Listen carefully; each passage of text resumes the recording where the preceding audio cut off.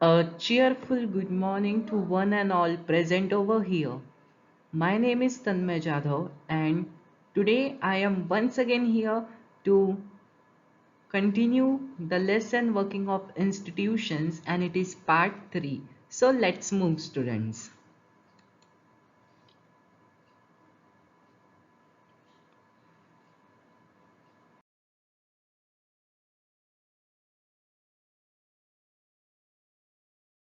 But before starting this lesson, as usual, I have a wonderful thought for you people, and the thought is the happiness of your life depends upon the quality of your thoughts. So think happy and positive.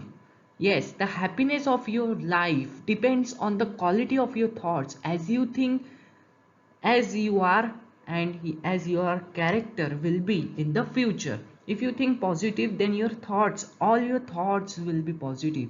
And if you think negative, only and only negative, then your all thoughts, your whole character will be negative. So be positive and be happy with this thought. So let's move with today's session.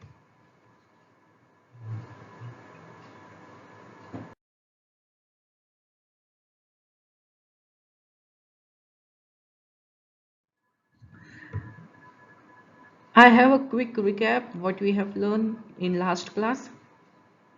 हमने देखा था कि last class में how is a major policy decision taken government order अगस्त 13 को 1990 में office memorandum पास किया गया था. ऑफिस मेमोरेंडम क्या है?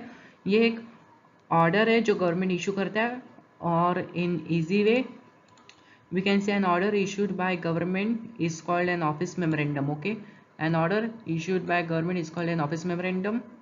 इसको साइन किया गया था जॉइंट सेक्रेटरी में और मैंने आपको कुछ पिक्स भी दिखाए थे ऑफिस मेमोरेंडम के. ये मैं अभी आपको फिर से दिखा देता हूँ. ये थे ऑफिस मेमोरेंडम के पिक.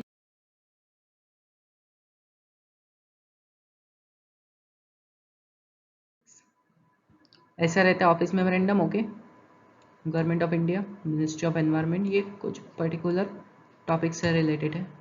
यहाँ पे इनकी साइन रहती है.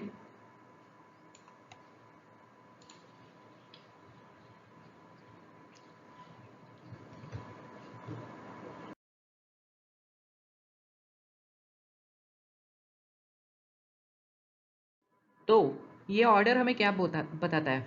इस ऑर्डर में ये लिखा गया था कि जो 27% ऑफ सीट्स है वो सिविल सर्वेंट्स के लिए रिजर्व थी. और वो किसके लिए? एसईबीसी. एसईबीसी का फुल फॉर्म क्या है? Socially and educationally backward classes के लिए. ये जो 27% ऑफ सीट्स है वो रिजर्व रहनी चाहिए social and educationally backward classes के लिए. अब आप पूछोगे सर ये social and educationally backward classes ये कौन सा ग्रुप है? तो ये स्टूडेंट्स ये थर्ड कैटेगरी में आते हैं जो गवर्नमेंट ने इन्हें बैकवर्ड क्लासेस में रखा गया. एक्चुअली पहले क्या था? ये 27% ऑफ रिजर्वेशन सिर्फ एससी और एसटी के लिए था, यानी शेड्यूल्ड कास्ट और शेड्यूल्ड ट्राइब के लिए. लेकिन अभी एक नई कैटेगरी आई है और उस कैटेगरी का नाम क्या है? Social and educationally backward classes. तो अभी हम हमारा टॉपिक को आगे बढ़ाते हैं.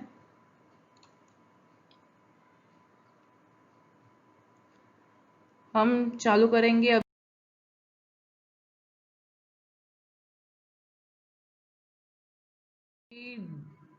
हम चालू करेंगे अभी डिसीजन मेकर्स के साथ. Okay, who decide to issue this memorandum. अब ये देखो, अभी ये ऑफिस मेमोरेंडम का जो डिसीजन लिया गया था वो सिर्फ एक और लिया होगा. Yes, okay. ये सब जो डिसीजन लिया था वो एक ऑफिसर ने नहीं लिया था. Clearly such a big decision could not have been taken by the person who sign that document. Yes, जिसने साइन किया था वो डॉक्यूमेंट सिर्फ उसी ने तो ये डिसीजन नहीं लिया था. The officer was merely implementing the instructions given by the Minister of Personal Public Grievances and Pensions of which the department was a part. तो ये जो ऑफिसर था जिसने ऑफिस मेमोरेंडम को साइन किया था वो सिर्फ अपने ऑर्डर को फॉलो कर रहा था.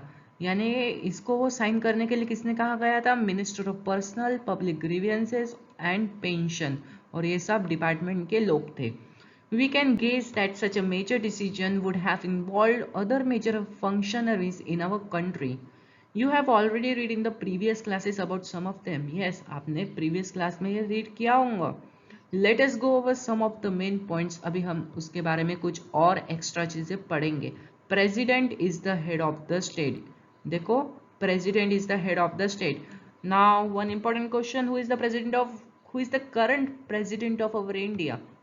Yes, Ramnath Kovind. And the highest formal authority in the country. President is the highest formal authority in the country. And the Prime Minister is the head of the government. Head of the government is Prime Minister Narendra Modi, okay, in current. And actually exercises all governmental powers. He takes most of the decisions in the cabinet meetings. And yes, Prime Minister is having all rights to take all decisions in the cabinet meetings. Parliament consists of the President and two houses, Lok Sabha and Rajya Sabha. Parliament consists of the two houses, including President Ramnath Kovind, and the two houses name is Lok Sabha and the Rajya Sabha. The Prime Minister must have the support of a majority Lok Sabha members, and Prime Minister must have a majority Lok Sabha members support. This office, government of India ने second backward classes commission ये appoint किया था इन 1979 में. यहाँ पे दिया गया है the government of India had appointed the second backward classes commission in 1979 और it was headed by B P Mandal. और ये बीपी मंडल ये इसको हेड कर रहा था, तो इसीलिए इस कमीशन का नाम क्या दिया गया था? मंडल commission. It was asked to determine the criteria to identify the socially and educationally backward classes in India.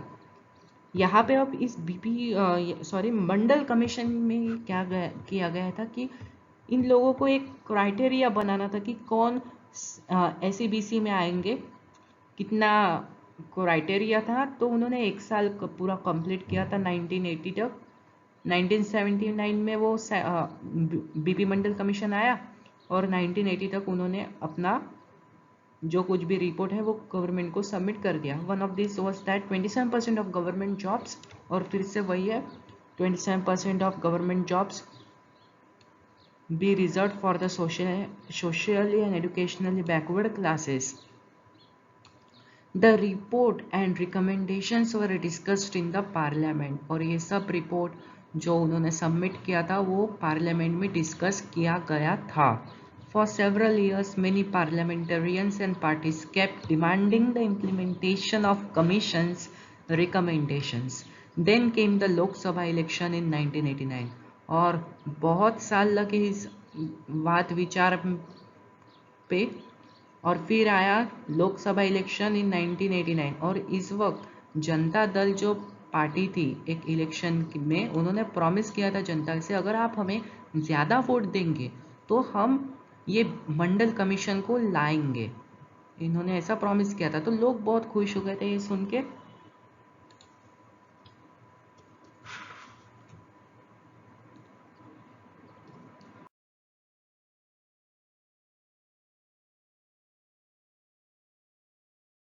और फिर जनता दल के prime minister VP Singh Janata Dal के जो हेड थे वो प्राइम मिनिस्टर बन गए वीपी सिंह. और several developments took after that. और जैसे वो प्राइम मिनिस्टर बने वहीं से सेवरल डेवलपमेंट्स शुरू होने लगे. देखो, द प्रेसिडेंट फर्स्ट पॉइंट है यहाँ पे. The President of India in his address to the Parliament announced the intention of government to implement the recommendation of the Mandal Commission. President of India ने address किया था parliament में और ये announce भी कर दिया था कि इंटेंशन क्या था उनका, ये जो मंडल कमीशन लाने का ये अनाउंस बताया था उन्होंने. On 6 August 1990 को union cabinet took a formal decision to implement the recommendation. और 6 अगस्त 1990 को ये यूनियन कैबिनेट ने एक डिसीजन ले लिया कि अभी हम ये मंडल कमीशन को लागू करेंगे. Next day prime minister VP Singh, अगले दिन प्राइम मिनिस्टर वीपी सिंह ने पार्लियामेंट को इन्फॉर्म किया कि this decision through a statement in both the houses of parliament. The decision of the cabinet was sent to the Department of Personnel and Training. The senior officers of the department drafted an order in line with the cabinet decision and took the minister's approval. और फिर minister का approval भी ले लिया था. An officer signed the order on behalf of the union government. This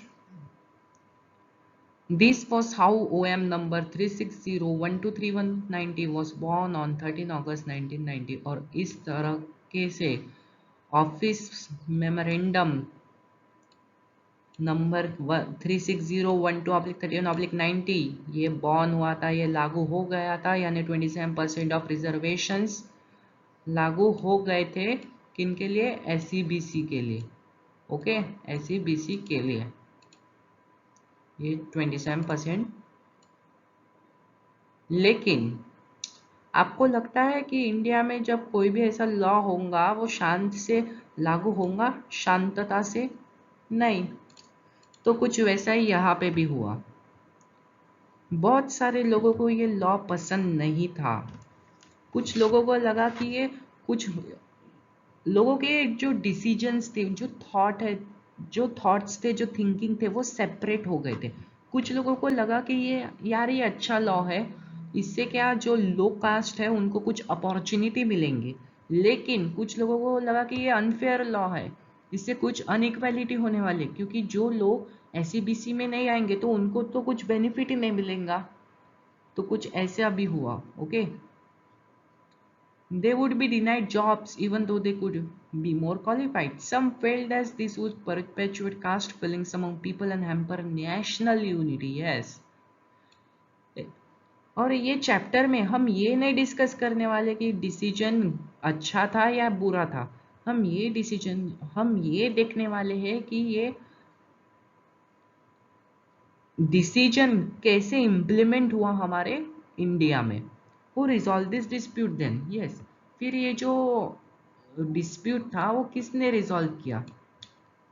high court और supreme court ने.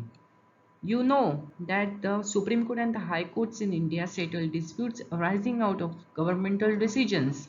Some persons and associations opposed to this order filed a number of cases in the courts. They appealed to the courts to declare the order invalid and stop its implementation. High Court और Supreme Court को पूरा अधिकार है to declare the order invalid, ये order अच्छा नहीं है, या फिर to stop its implementation. The Supreme Court of India bunched all these cases together. और फिर 11 judges of, और फिर सॉरी, ये this case was known as, ये केस को हम Indira Swami and others versus union of India का केस का नाम दे दिया था इसे. ओके, क्या नाम था? Indira Swami and others versus union of India case. 11 judges of Supreme Court heard arguments of both sides. कुल 11 जजेस ने सारे आर्ग्यूमेंट्स जो कुछ भी थे मंडल कमीशन के लागू होने के बाद, वो सारे के सारे आर्ग्यूमेंट्स उन 11 जजेस ने अच्छे से सुने. फिर बाय मेजॉरिटी सुप्रीम कोर्ट जजेस इन 1992, फिर सुप्रीम कोर्ट के जजेस ने 1992 में ये डिक्लेयर किया कि ये ऑर्डर वैलिड है, यानी ये ऑर्डर अच्छा है, हम इसे वैलिड रखेंगे. एट द सेम टाइम, लेकिन उसी समय गवर्नमेंट, सुप्रीम कोर्ट ने ये गवर्नमेंट को मॉडिफाई करने के लिए बोला. क्या मॉडिफाई करने के लिए बोला? इस ओरिजिनल ऑर्डर को कुछ मॉडिफाई करने के लिए बोला. किसने? सुप्रीम कोर्ट ने. किसको? गवर्नमेंट को. और उन्होंने ये बताया कि well-to-do persons among the backward classes should be excluded from getting the benefit of reservation. जो अच्छे लोग हैं उनको, यानी अच्छे से well-to-do persons should be excluded from getting the benefit of reservation. Should be excluded. Accordingly, the Department of Personnel and Training issued another office memorandum on 8 September 1993.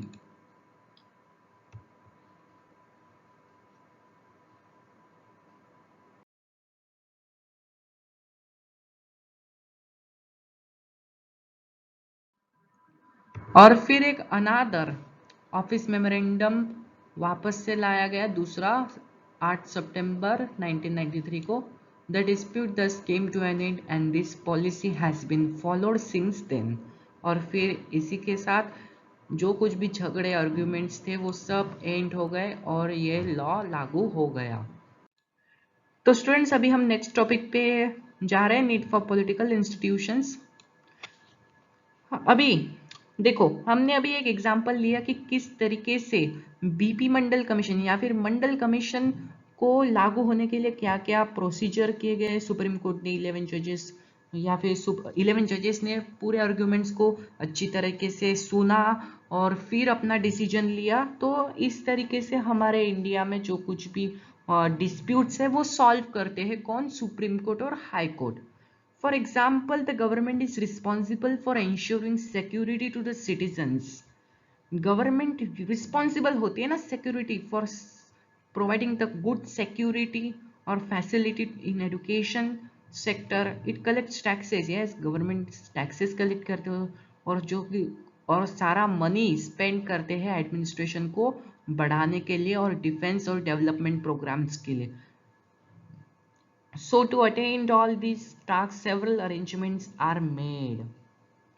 It is also important that these activities keep taking place even if the persons in key positions change. देखो, a democracy works well when these institutions perform functions assigned to them.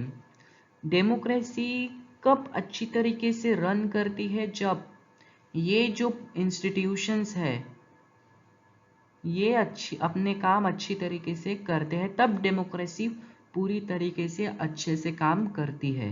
The constitution of any country lays down basic rules on the powers functions of each institution. In the example above, we saw several such institutions at work. The Prime Minister and Cabinet are institutions that take all important policy decisions. हमारे India में prime minister Narendra Modi और cabinet minister ये policy decision लेते हैं. The civil servants, okay, the civil servants working together are responsible for taking steps to implement the minister's decisions. और जो civil servants है वो पूरी टुगेदर वर्क करते हैं और वो रिस्पॉन्सिबल लेते हैं steps to implement the minister's decisions. Supreme court is an institutions और जो कुछ भी गवर्नमेंट और सिटीजन्स के बीच में जो डिस्प्यूट्स रहते हैं, जो आर्ग्यूमेंट्स रहते हैं, जो कंफ्यूजन्स रहते हैं, वो सब कौन सॉल्व करते हैं, सुप्रीम कोर्ट ऑफ इंडिया. और इन इंस्टीट्यूशंस के साथ काम करना ये इजी नहीं रहता. ये कुछ fix rules and regulations follow करते हैं और इतने सारे इंस्टीट्यूशंस रहते हैं कि कभी कभी तो जस्टिस डिले जस्टिस डिनाइड हो जाता है. यस, कभी कभी डिसीजन लेने में बहुत टाइम लग जाता है. तो कुछ लोग या फिर कुछ लोग छोड़ो, आप भी ये थिंक करते होंगे कि ये डिसीजन क्यों ना ये this often leads to delays and complications.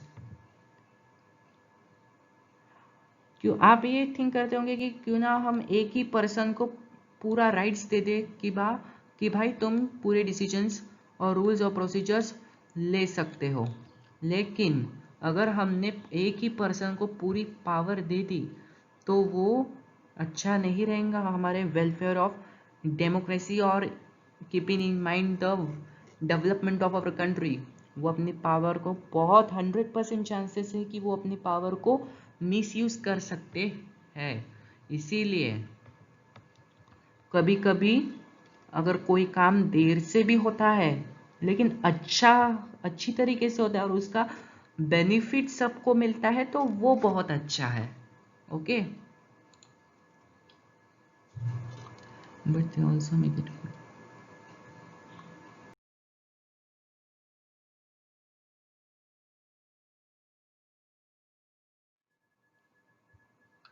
That is why a democratic governments insist on institutions.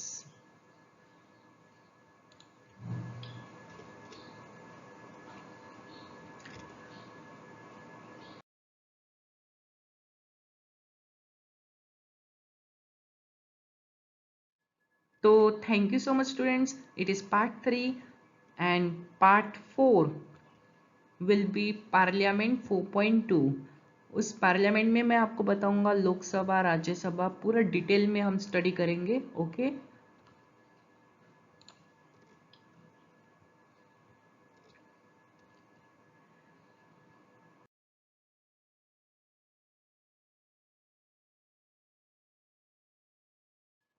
And if you have any doubt regarding this chapter so please comment. आप अपने थॉट्स लिख सकते हो। अगर कुछ क्वेश्चंस है आपको तो वो आप भी लिख सकते हो। तो ये chapter to be continue. Okay, to be continue. Have a great day ahead. Bye.